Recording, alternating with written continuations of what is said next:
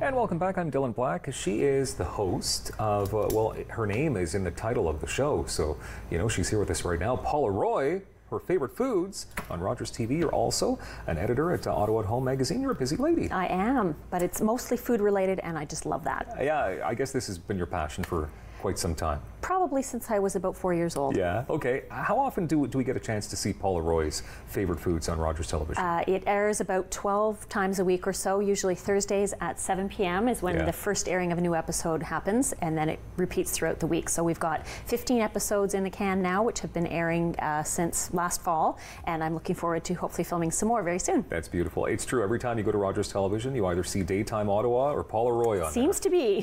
which is a wonderful thing. Okay, so we're trying to get back into the swing of things here. September's coming. Mm-hmm. It's a challenge.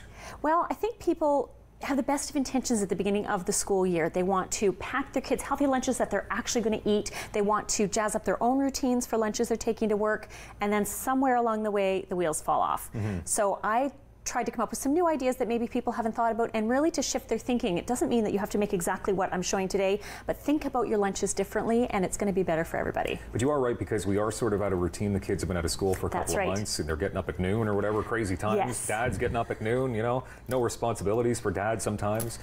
So where do we start when we get to thinking about getting lunches together, getting the kids involved? I would say this week you want to take a look at your gear. Make sure you've got what you need. You don't want to be there next Labor Day Monday at 7 o'clock at night, open the cupboard, oh my gosh, where are the lunch bags? So take a look at what you've got, figure out what you need to replace it with. So one of the things that I'm excited about this year is this new to me line. It's called Jarware, and it's adapters for regular canning jars. Everybody's got a million of these at home.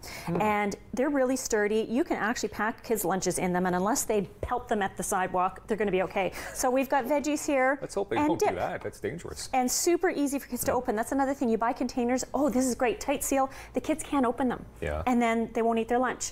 And so veggies and dip is a great one. Yogurt and granola. A lot of kids actually really love granola. Super packed with protein. Again, open it up, easy to eat, dump the granola in, stir it up, and you've got a great lunch or snack. I love crackers and cheese as a snack. Put the cheese in here, crackers separate, then the crackers don't get soggy, which normally they do. So that's a great thing.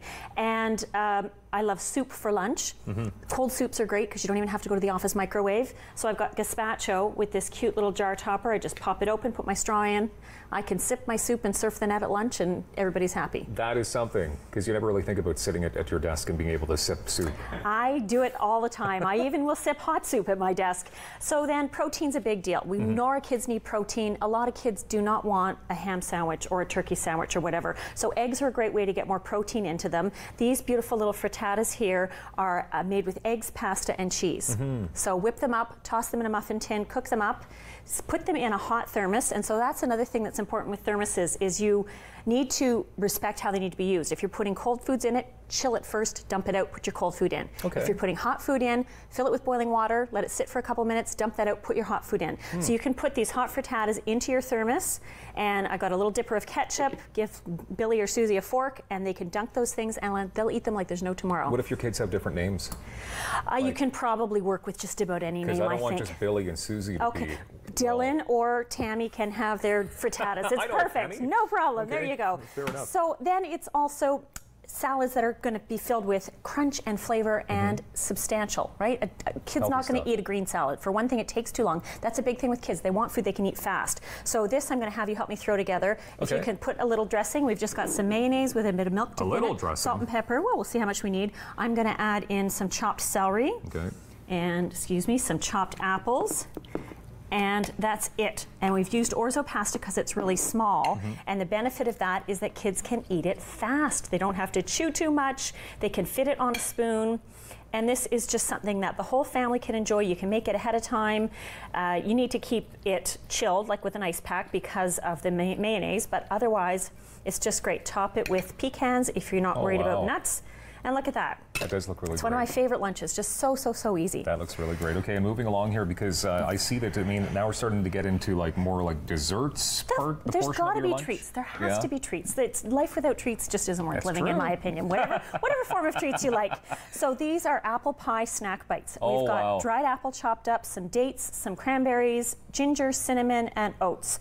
simple to make. You can make a huge batch. They freeze well. They keep in the fridge, and the kids will just get a nice energy burst. I really like them before I'm going out for a bike ride, speaking of the ride, because I just feel like I've got something substantial, getting some good energy into my body. That's and wonderful. Really easy to pack.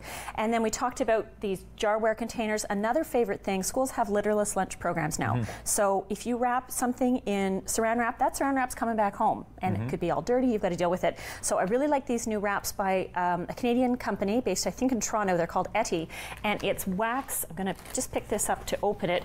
Wax treated organic cloth, and it sticks to itself. Really? So here we've got just some cherries wrapped up. No baggie, no saran wrap, and you can wash these. They're reusable for at least 120 times, depending on what you wrap them in. They say you can store anything except for raw meat. Put a piece of pizza in that, fold it over, you're all set. You wouldn't be afraid of the kids throwing that out, though, because it definitely... They can't throw anything out, that's the thing. Everything has to come home. Oh, so the uneaten sandwich, the half-eaten sandwich, the baggie, the container, the anything. Really? So they come back, and you can also use them to cover bowls to store things in your fridge. So this is kind of the new wave of food storage, and I really like it. Things that have changed since I've been in school. I know. And other treats, you know what? Chocolates, small quantities, buy those Halloween packs. They're great. Pretzels are a really great school snack because they're nut safe. Kids love them. I'm not sure how long those are in my cupboard. If they're not stale, it's a miracle. And then another big trick about being organized, I mentioned, check and see you've got all your gear. Set up a little bin that you can put in your cupboard with all the lunch packing supplies right there. And that way you can get your kids involved. You don't have to send them hunting for lids, and pay yourself while you're making lunches. I love this cute little Jarware piggy bank. It's great. So I throw a couple of quarters or a loonie in every time I pack a lunch, and then by the end of the month, I've got enough money for a really great lunch out. So it's all set. Was that distracting? Because you didn't Not even at all. me there. No, I know. It's like my kids. I just ignore them when they're doing things I don't like. I get that a lot. It makes them stop and see it worked. You're a professional, that's why. Absolutely. ConstantlyCooking.com. I guess that's where we go to find out more about all these fantastic tips. And loads more great recipes for your whole family. That's wonderful. Her name is Paula Roy. You can see her right here on Rogers TV. Speaking of, we have much more daytime coming up in moments.